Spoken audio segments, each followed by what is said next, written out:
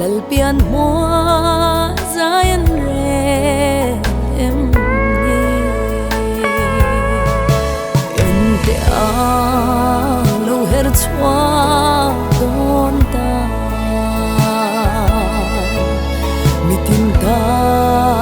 na hlimna nur chu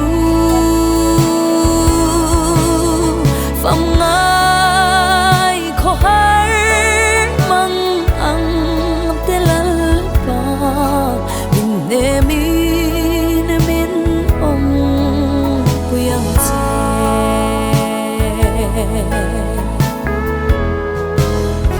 na chuan len ruan lung du te ne fakla sa tlai khwa varin lim ni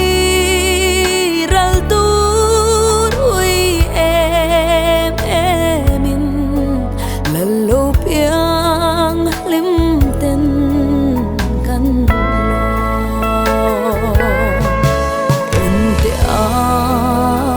her chwa don ta mitin ta na hlimna dur chu fam ngai kho har mang ang telal pa min ne min om kuyang che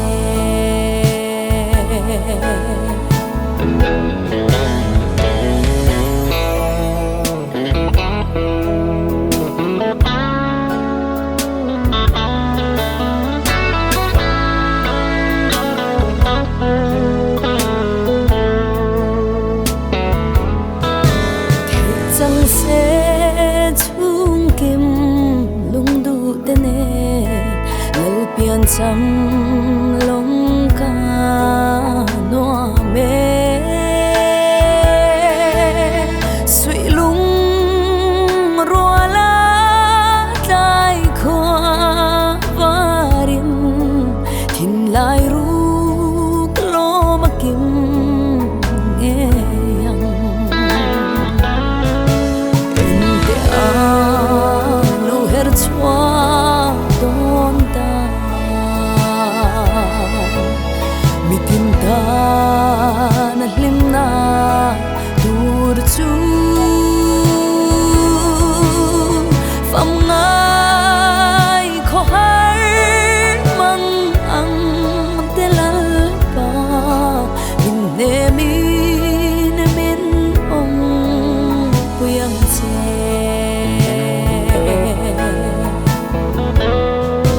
ma sere lo te an iralle don shingun khwa har le nge do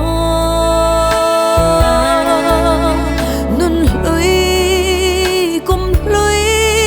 chang le mai tu heng tika tong le che mo ente a lo her chwa don ta mitin ta na hlimna dur chu fam ngai kho har mang ang telal pa min ne min om kuyang che